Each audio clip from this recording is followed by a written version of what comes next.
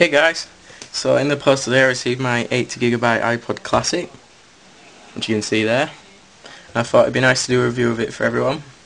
I was going to do an unboxing as well, but as Danny as this knows, I've had a bit of problem with that, with my camera playing up, batteries dying, having it all unboxed, missing the chance basically. Anyway, so what you can see here, the box. New box design is very similar. There's my cat walking by. It's very similar to that of the new iPhones and the iPod Touch, etc. It's got the same slide out design. It's a very clean box as you'd expect from Apple. Very nice box design. Very simple. And here's the iPod Classic itself. You see, on the front, it's laid out very similar to the old iPod Video, pretty much the same actually. On top, headphone, hold switch, bottom dot connector, and back, the nice reflective back that you've come to expect. If it's looking a bit mucky, that's because I've still got the protective plastic sleeve that comes with it because I haven't got a case for it yet and I'm very paranoid about scratches. Anyway, so you've seen the design. It's got the aluminum face on it now. Very nice. It looks much better than the old plastic, shiny plastic, you know, which used to get scratched a lot basically. You couldn't keep scratches from it. So it's going to be a lot more scratch resistant to the old model. So if I bring in the old model here, put it into the glare of the light, you should be able to see, you might be able to see, that there's quite a few scratches on there. So if I stick next to each other, let's bring it into the front. You're going to see the design is pretty much the same. There's not much changed here. But the big change between the two is basically just the new front, the new interface that you're going to see more of later in the video. So, if I compare the screen brightness between the two, right here, you should be able to see, if you look at the white section on the iPod Classic on the right, it is obviously a lot brighter. You should also be able to notice that colours are a lot deeper. I haven't got anything colourful on here, I'll just get some up. Well, that's not exactly the most colourful thing, but you should be able to tell that the contrast is a lot better on the iPod Classic. I don't know if they've switched the models or just increased brightness, or I don't really know, but I've certainly noticed the difference between the two. So, after comparing the look of these two, which, as I mentioned, is pretty much the same, so I'm not going to go into that too much. The biggest difference between the iPod Classic and the Video, or the biggest new feature, should I say, is the new interface. So I'm just going to change the camera, move the camera, sorry, and I'll show you that in a moment. So it might be hard for you to see this, but I've got limited. I'm limited to what I can do really. You should be able to see on the main menu now that it's a split screen design. All the options are down the left here, and you get, depending on what selection you've made, say I'm on music, I'll get album art flying by. If I'm on videos, I'll have clips from the videos flying by. They don't move, they're not video clips, they're just still clips. If I go on photos, sadly I don't have any photos to show you, but you get the idea, you'd have photos flying by basically. Podcasts, tells you how many podcasts you've got. Extras, shows you a clock and the date and time.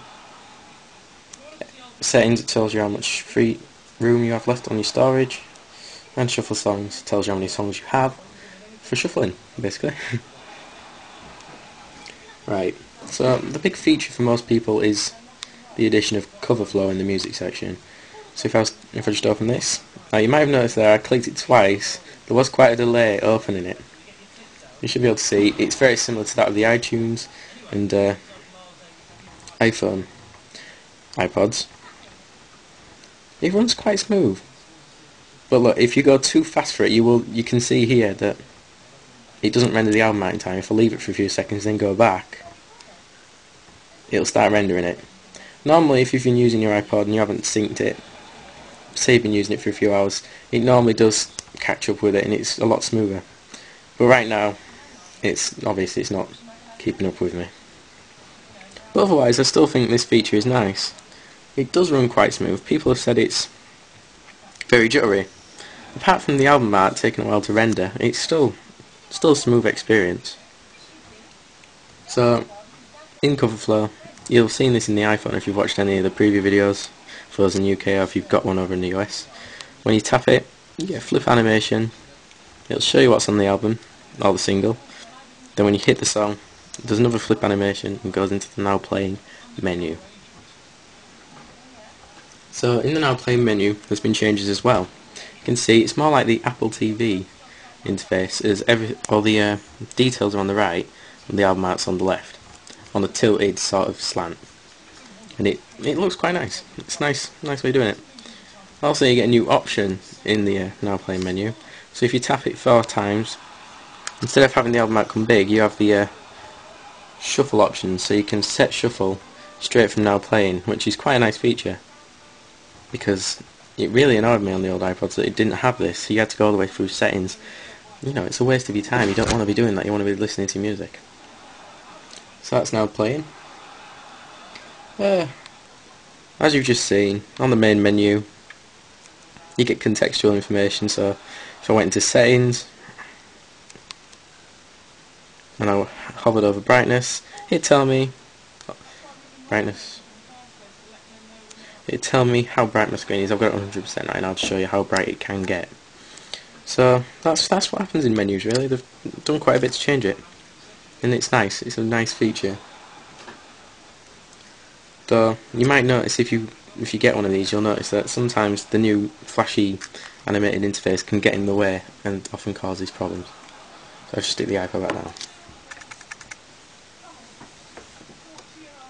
So video playback. It's been an important feature of both the iPod Classic and the iPod Video, obviously. So I'm just running 2 videos here, one on the iPod Video, one on the iPod Classic. It's pretty much the same. Menu options have changed. If I get the iPod Video here, I hit the center button, I get a transparent menu showing me time and and the brightness of the screen. And that's the only options you get. It's pretty much the same on here. They've changed the way it works. It's an opaque box now.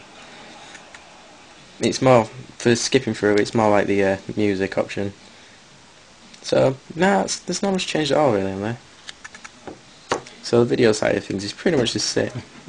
Still has the same limited amount of codecs, which is annoying, because, you know, being a video playing device, you want it to be able to play all your videos out of the box, not only Apple limited sort of codecs. You don't want to have to convert them, you want to get using it straight away. That's what it's for. So that's still annoying, although it's still a good video playing device. After you've got past the whole having to convert your videos, it's okay. It's still good quality screen, good quality smooth playback. So that's it for the video. As I mentioned, it's smooth, it's clear, but it does have limited codec support, which is still something Apple should really change. They should get some more codecs in there.